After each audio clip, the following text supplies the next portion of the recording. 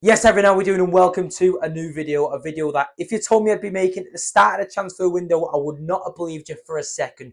Julian Alvarez has left Manchester City to join Atletico Madrid for a fee of £82 million.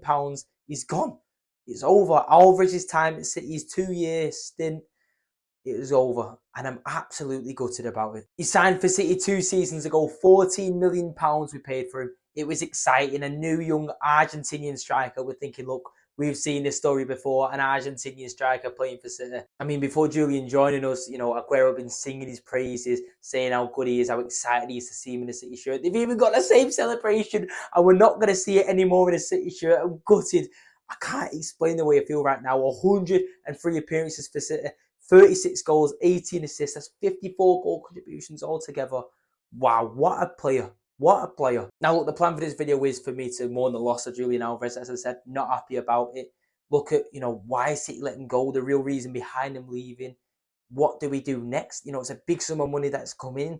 Do we replace him? I'm going to discuss everything about this transfer. So fingers crossed you enjoy it. The season is coming up and I'm very, very excited. It's going to be an amazing season, hopefully both for me personally and Manchester City. With this channel, I want to take it to a next level this season. I want to do the best videos I possibly can. The match day vlogs, the previews, the post-match reactions, everything. Everything I put on here, I'm going to try and make the best standard possible. So make sure you subscribe for this upcoming season. I'm going to do my best. Now look into this Alvarez video anyway. Look, the signing of Julian Alvarez was of course a massive, massive success. In the space of 2 seasons, we've made over £65 million profit on him. Not only that, he's given us some fantastic moments, scored some beautiful goals, some important goals. The favourite one for me being the one that put the icing on the cake for that Real Madrid battering at the Etihad, the 4-0 win. Probably the best game I've ever seen live. Alvarez scored, as I said, the icing on the cake, the final goal of the game. And he will forever be in my heart for that. He's not dead, he's just leaving, right?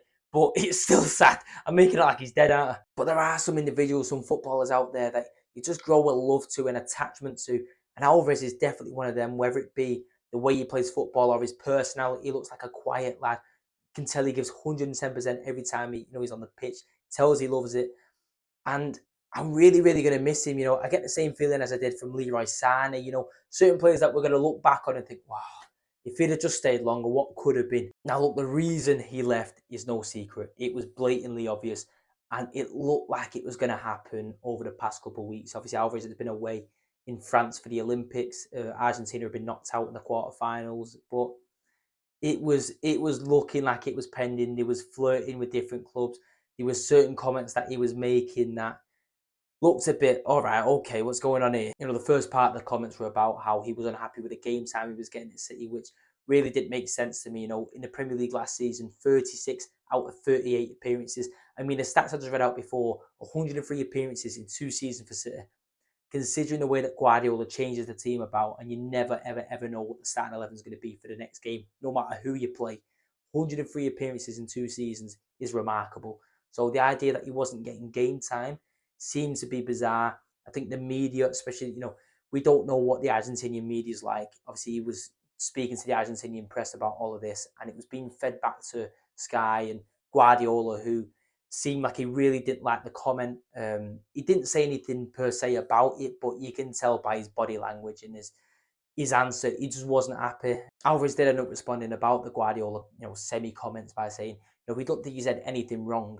Even that he said he was unhappy with the game time, it was just, he didn't want to miss out on the big, big matches, your Champions League finals, semi-finals, that he felt like he didn't play a big part in, or at least as big a part as he'd like to play in, which is fair enough. He wants to be the main man. And as good as he is, he's not Erling Haaland. When we're playing him just off Erling Haaland, he's not Kevin De Bruyne. He's not Phil Foden. So if you look at it from Guardiola's point of view or a City fan's point of view, he's not going to be that guy, at least not anytime soon. So, him moving away to be the main man at a club, which he will be at Atletico Madrid, is going to move there. And it'll be between him and Griezmann, who will be the best player at Atletico Madrid. And you look at the age of Griezmann, he's in his 30s now.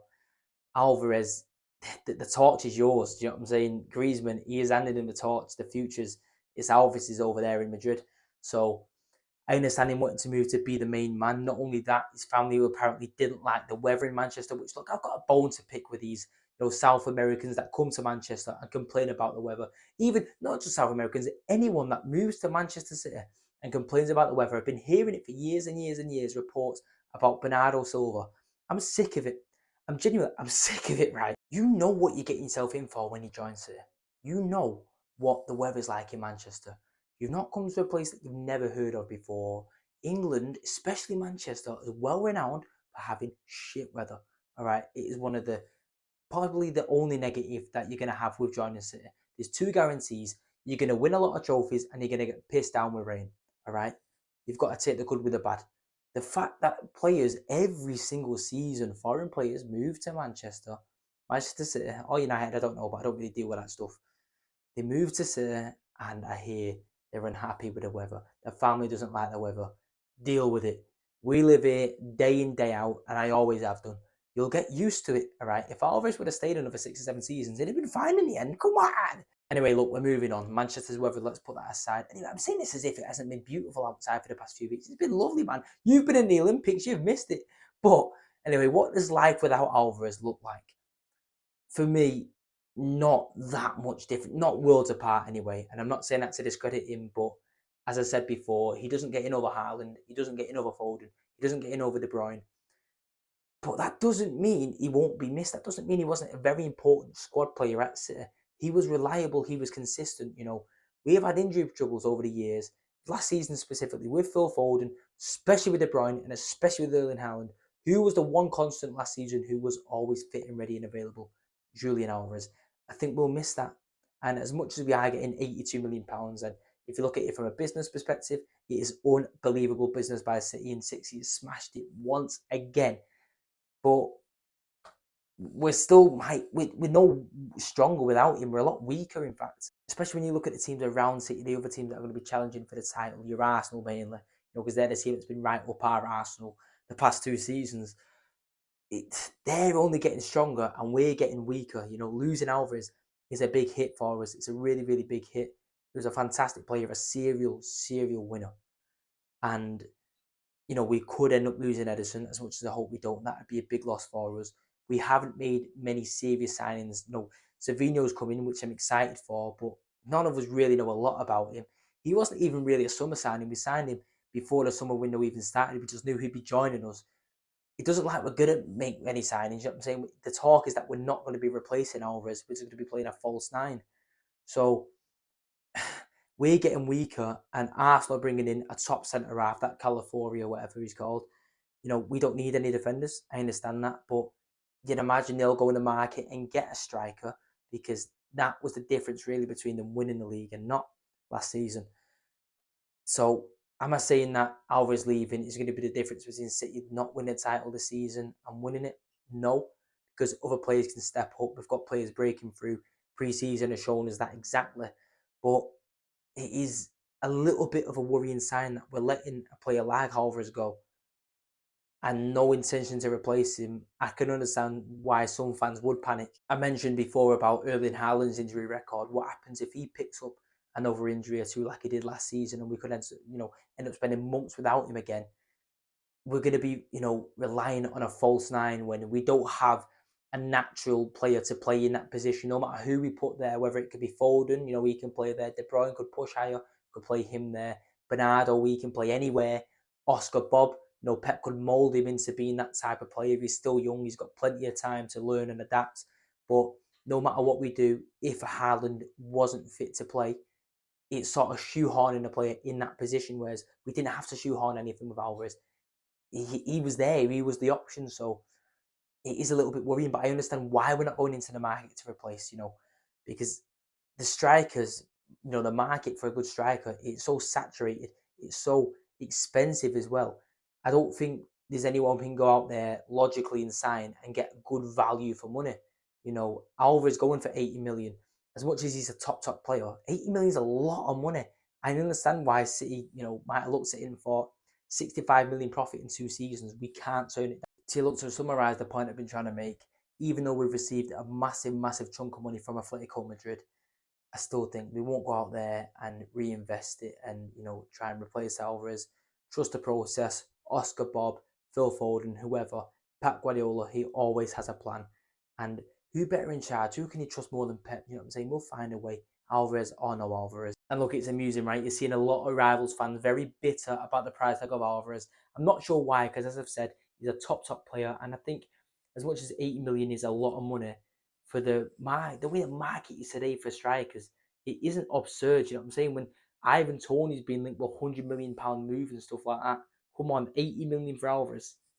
It isn't the end of the world, is it? But I just find it really strange the way that it's being made out as if, oh, it's typical City, it's dodgy City with a transfer business. You know, who else would pay 80 million for Alvarez when, look, this is the first time that City are getting a big chunk of money from a player.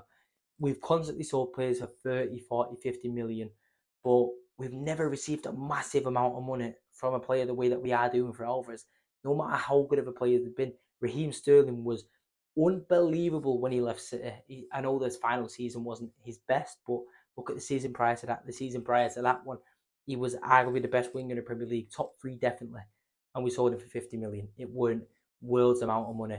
Leroy Sané, one of the best up and coming talents, you know, left young, Bayern Munich, a massive club, and we sold him for less than 50 million. We don't sell players for large amounts the way that other clubs have done. So, you know, to make up like it's just dodgy business by City, it'll fit their agenda, whatever they've got to do to, you know, to steam the fuel of hating City. I ain't bothered by it. I think it's good business by City, they're selling Alvarez. I wouldn't say I'm happy about it because I'll miss him and he's a top player and we are leaving a gap there. But as far as a business book, I think it's very good business by City. And look, as far as Alvarez leaving City, I wish him the best of luck. As much as this isn't how the story was supposed to go, I wanted the fairy tale of our Argentinian striker giving it all that, being at City for the next 10 years. But it just hasn't happened like that. It's not the way it's worked out. But it's unfortunate. But as I said, I wish him the best of luck at Atletico Madrid. I hope he goes and smashes it.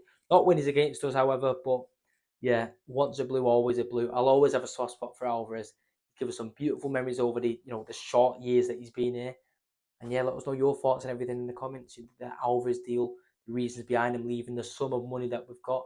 Do you think we should go and reinvest? Let me know everything you think in the comments. Yeah, look, we're going to leave it there. The next video will be the preview for the Charity Shield in a couple of days' time. I'm looking forward to that. I don't know. I don't really care about the Community Shield. You know, it is what it is.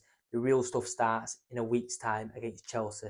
But I'll still discuss the Community Shield because I'll take whatever I can get. You know, I've missed City. I've missed everything. But look, that is that as far as today. Hopefully you've enjoyed the video. If you have, give it a thumbs up, subscribe to the channel. Hopefully this is going to be a big season for me. Like I said, I'm going to make sure I smash it on here this season.